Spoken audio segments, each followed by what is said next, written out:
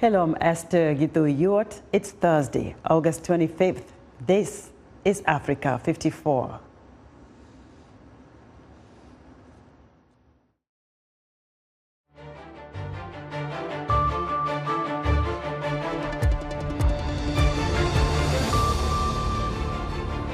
Angolan voters anxiously await the outcome of a tightly contested presidential poll. We'll have an update. Africa 54 takes a closer look at the history of election petitions in Kenya. And studies show that gun violence in the U.S. disproportionately affects African American communities. We'll hear one man's story.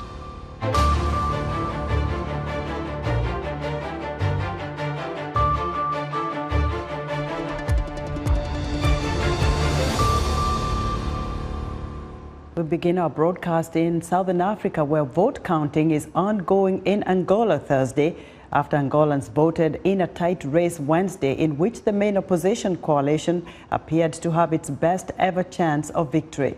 Clara Frank has more. Angolans in the streets of Luanda remained hopeful after Wednesday's elections, saying they hope the true results will soon become available. The results are temporary, so we are waiting that they publish the final one. We must not rush. We must not draw conclusions from the talks on social networks. Let's wait for what the Electoral Commission is going to say. They will say if Unita or mpla won. In the meantime, we must stay quiet and respect democracy. To do, we print our fingers, we make our choice, and all of the people in Angola, they really know what they did for the change, for the alternance of the power. So at the end of the day, we as Angolans, as a youth, everybody in the country, like we have this big expectation are very high, and that result there, don't say the choice we made yesterday.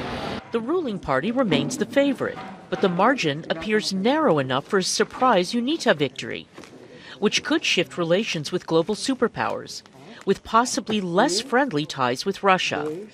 Since gaining its independence from Portugal in 1975, Angola has been run by the formerly Marxist People's Movement for the Liberation of Angola, or MPLA, since 2017 by President João Lourenço. An Afrobarometer survey in May, however, showed the National Union for the Total Independence of Angola's, or UNITA's, opposition coalition, led by Adalberto Costa Jr., increasing its share to 22% from 13% in 2019. That's still 7 points behind the MPLA, but nearly half of voters were undecided. Many young people under 25 that make up 60% of the southern African country voted for the first time. Half of Angolans live in poverty, and more than half of residents under 25 are unemployed.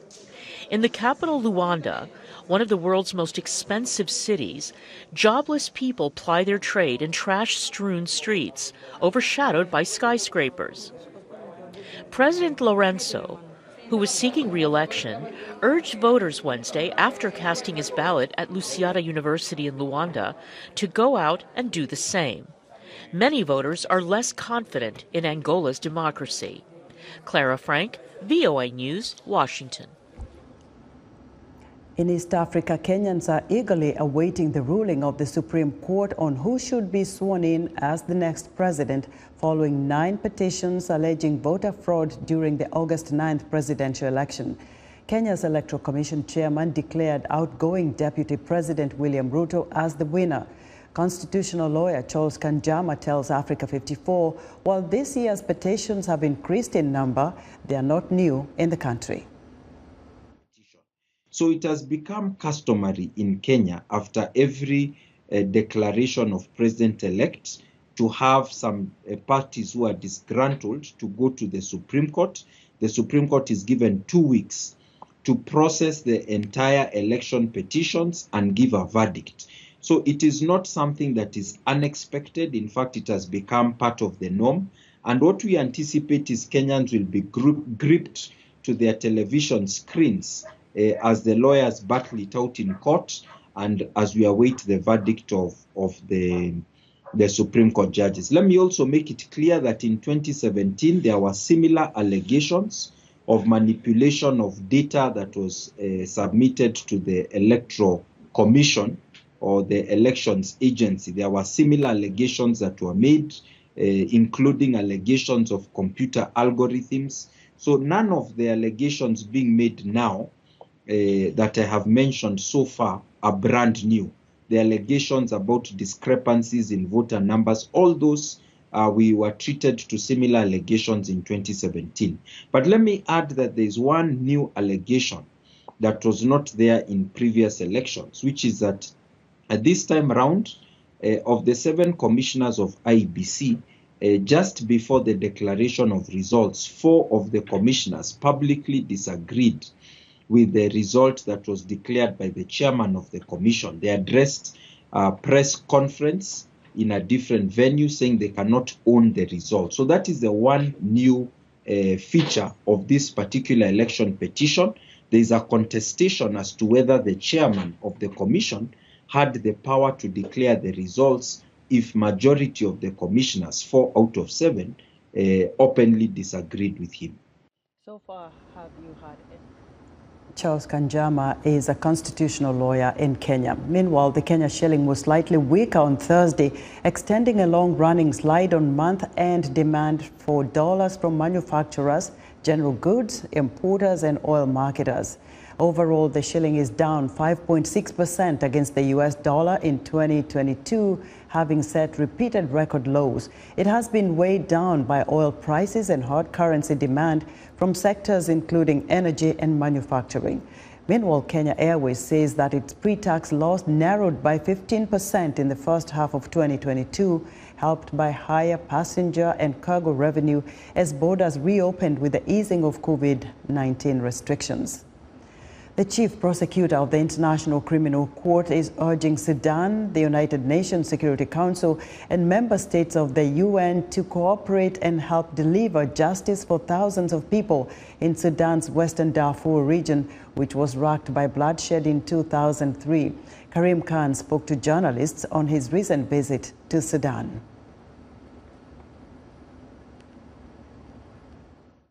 We need to really have concrete cooperation and assistance in a much more meaningful manner relating to the case against former President Omar al-Bashir, Mr. Hussein and Mr. Haroon. We need strong cases. I can't prosecute weak cases. It's not appropriate. For that, I need cooperation from Sudan. I need cooperation from the Security Council. Khan visited the Darfur region and says that the people of Darfur are tired of promises and that this is the time to move forward. He urges everyone to think of children who have been born in camps and urged for the society's focus on solving that predicament. Fighting between forces from Ethiopia's rebellious northern region of Tigray and central government forces has erupted around the town of Kobo, according to residents on both sides of the conflict, ending a month-long ceasefire. The fighting is a major blow to hopes for peace talks between Prime Minister Abiy Ahmed's government and the Tigray People's Liberation Front, the party that controls Tigray. Each side blames the other for the outbreak of fighting. The United Nations Secretary General Antonio Guterres says he is deeply shocked and saddened by the resumption of hostilities. Deeply shocked and saddened by the news of the resumption of hostilities in Ethiopia. Ethiopians, Tigrayans, Amaras, Oromos, Afars have already suffered too much. My strong appeal is for an immediate cessation of hostilities and for the resumption of peace talks between the government and the TPLF, with, at the same time, the full guarantee of humanitarian access to people in need and the reestablishment of public services. Thank you very much. Fighting in Tigray has displaced millions of people, pushed parts of the region into famine, and killed thousands of civilians. French President Emmanuel Macron arrives in Algeria Thursday to begin a 3-day visit in the North African country. He is aiming to mend ties with the former French colony and to develop his relationship with young Algerians. But the North African country's leaders and citizens may prove hard to win over.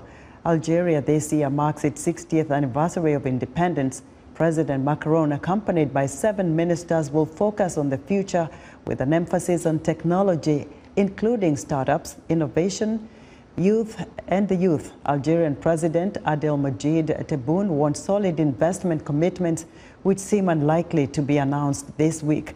Macron angered Algiers over the past year with comments questioning Algeria's existence as a nation prior to colonization. The tensions led to a temporary ban on French aircraft over Algerian airspace and the withdrawal of Algerian ambassador to France. First,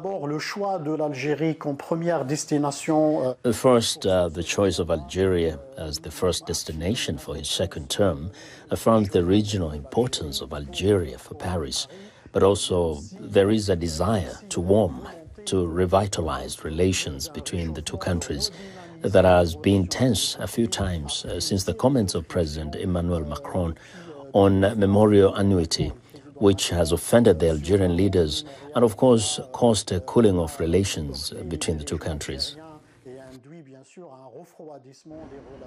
Macron's long-stated desire to move on from the ugly legacy of French colonial rule in Algeria and his frustration at what he sees as the Algerian authorities' obsession with it may overshadow his trip. We're going to go back to Angola on this election, and for more on what happened yesterday, voting took place on Wednesday. I'm joined on the phone from Luanda by reporter Israel Campos. Israel, fill us in on what is happening today as the election process moves forward. Hello, thank you very much for having me. So yes, indeed, yesterday Angola held its 5th election, and now we're just talking about results. That's all everyone is very concerned about. The National Electoral Commission held its first briefing on the counting results at midnight here, Angola in local time, saying that it had counted up to 36% of the votes by then, and he was giving it a winning to the ruling party mpla, followed by Unita. However, earlier this morning at 10 a.m., they also held another press conference saying that they have counted almost more than 80% of the votes, and the figure is still very similar to the one we had earlier today. So the mpla is the one on top of the list, followed by Unita. Obviously, these results have had a lot of questions here in Angola, people questioning how the counting system is being done, as many reports from polling stations yesterday show clear wins for Unita in many places. So Unita had also held a press conference yesterday at midnight, earlier today, saying that they do not recognize those results, those figures coming from the National Electoral Commission. So it will be interesting to see what happens right. from now on. Israel, that's pretty fast, counting 86% of the votes since yesterday. Quickly, what's the reaction from around the country? Well, there's been many criticism because, people don't really trust. There is this lack of trust in public institutions here in Angola, especially from young people. So there's been a lot of questions around those results that are being published by the National Electoral Commission. However, in the streets, I'm speaking from Luanda, it was a relatively tense day here in Luanda, with some demonstrations happening in the capital. But it's important to say that the demonstrations weren't really related to the results that are being published by the National Electoral Commission, but to the fact that some political parties did not pay what they had to pay to their delegates, to the people who worked yesterday representing the political parties. So this morning and early afternoon, many young people protested here in Luanda just to show that they're not happy about not getting paid for as they were promised to. Thank you, Israel. Thank you so much for your excellent reporting. Israel Campos reporting from the Angolan capital, Luanda. Still to come, a Liberian immigrant survives being shot 6 times. We'll be right back.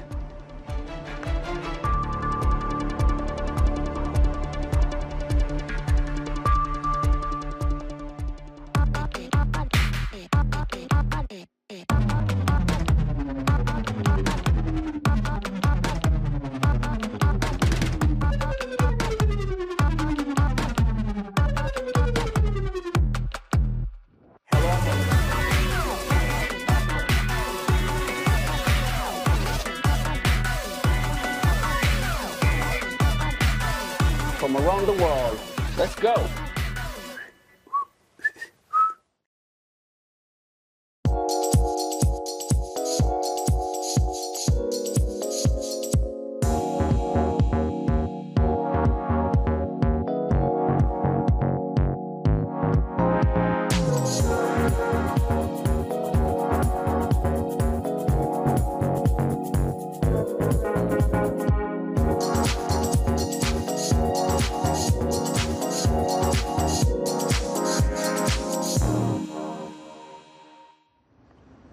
Saudi Arabia says it will offer multiple entry visas to fans at the 2022 Qatar World Cup. The foreign ministry says people with a hire card, which is reserved for ticket holders and used to access Qatar during the tournament, will be able to apply for their electronic visas.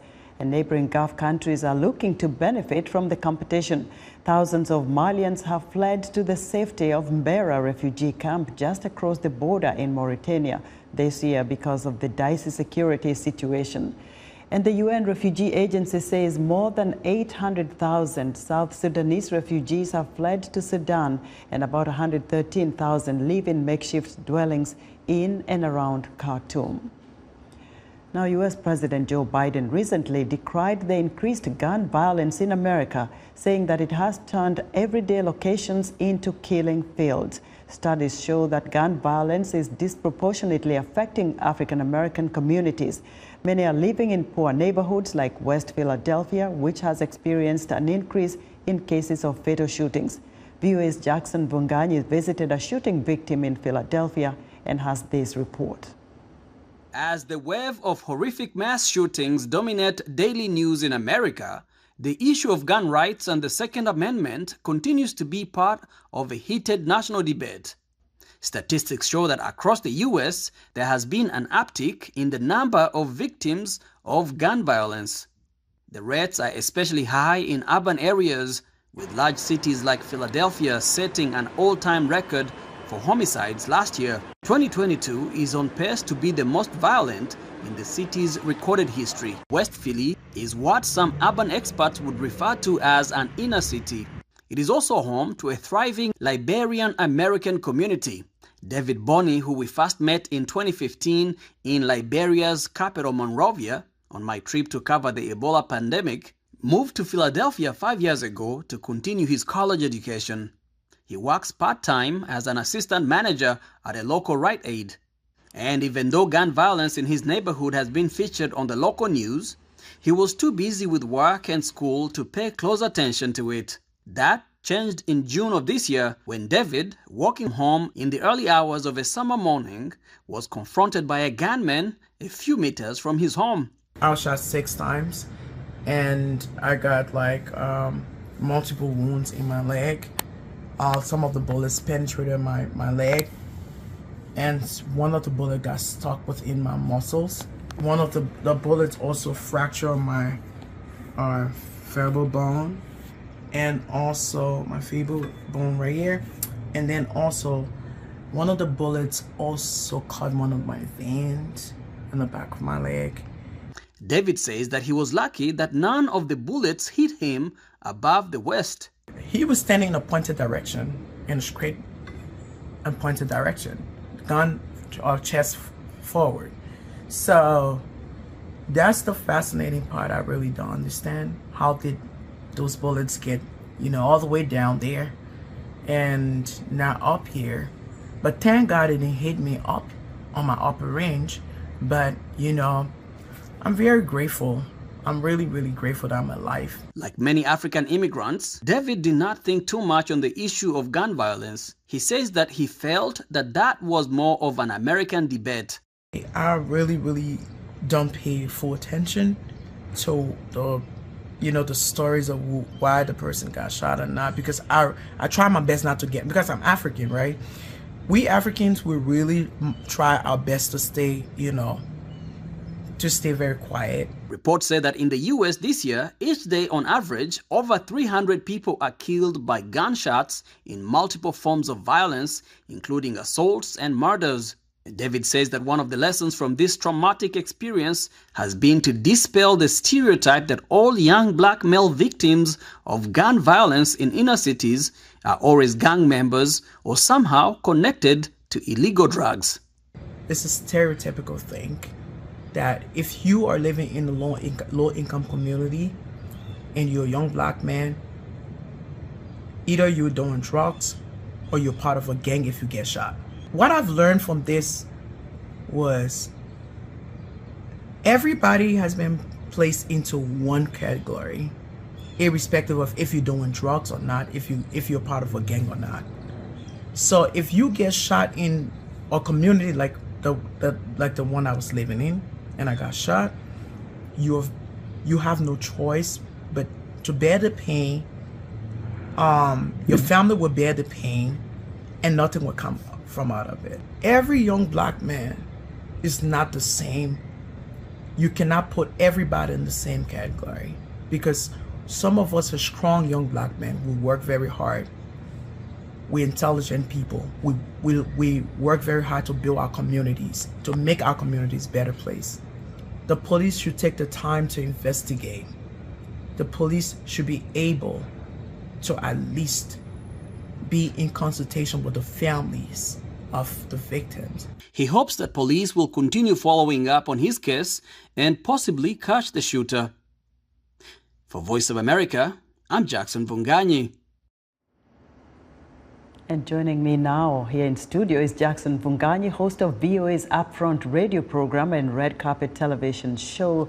Jackson, welcome to Africa 54. Thank you so much, Esther, for having me. You know what's most interesting here is that David had not provoked the shooter. Absolutely not. David was how did you even meet him? So, okay, going back to where we started, I met David in 2015 in Liberia, in Monrovia. He was a young writer, college student at the time. He had just survived the civil war in Liberia. He had also just survived the Ebola pandemic. And he was taking me around the city, you know, young, lively guy. Fast forward, he moved to the US. He's continuing his education and working part-time as a manager at the Rite Aid, and, you know, a few blocks away from his house. And, you know, working overnight. One morning, he's walking home around 5 a.m. and some guy jumped out of a street corner and shouted some expletive at him. As David turns back to see who is calling him, this man shot him six times. He's lucky to be alive. He's a survivor, obviously, as a person who has survived all of this. I was telling him, and I don't know very many people who have survived as much as you have, but, you know, he did survive. Luckily, all the bullets hit below his upper body. And, you know, he's recuperating slowly. So since you spoke to David, do you know if the police have arrested the shooter? So I would think, you know, I've read many reports. If you've been watching the shootings in Philadelphia, I think they're on par to become one of the most violent years. 2022 is on par to become one of the most violent years they've had in the recent past. And I think police is overwhelmed. David had to even call the police themselves to find out if they have actually started investigating his case, and they haven't.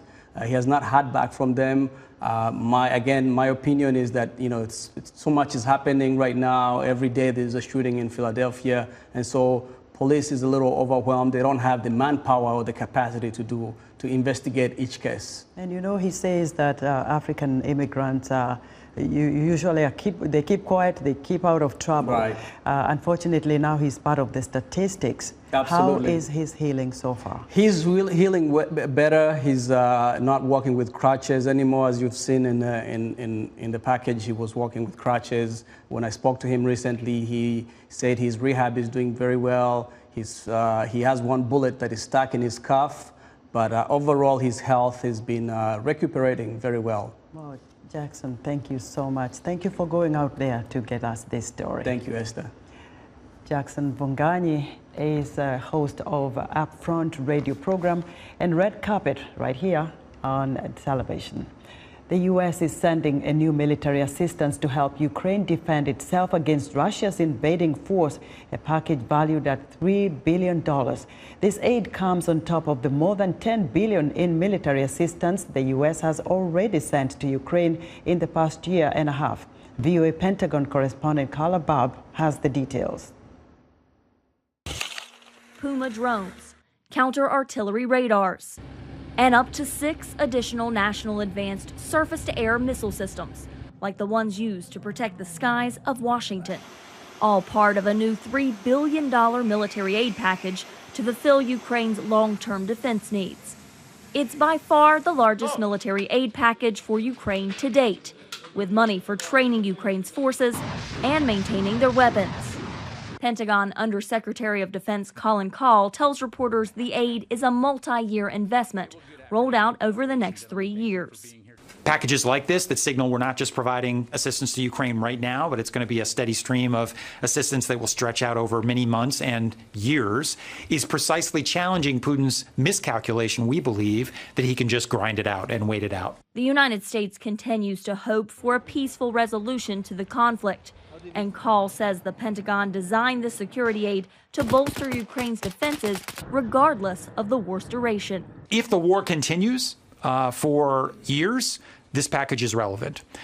If there is a ceasefire or a peace settlement, this package is still relevant because Ukraine needs the ability to defend itself and deter future aggression. The U.S. has now spent more than $13 billion to support Ukraine in the past year and a half. This war is also our war. Ukraine is also fighting for us. This war is really the war also about the future of authoritarian system versus democracy. And the administration says the latest aid package to Ukraine won't be its last. Carla Babb, VOA News, the Pentagon. And that's our show for this Thursday. We invite you to watch Africa 54 on our website at voaafrica.com. From all of us here in Washington, thanks for watching.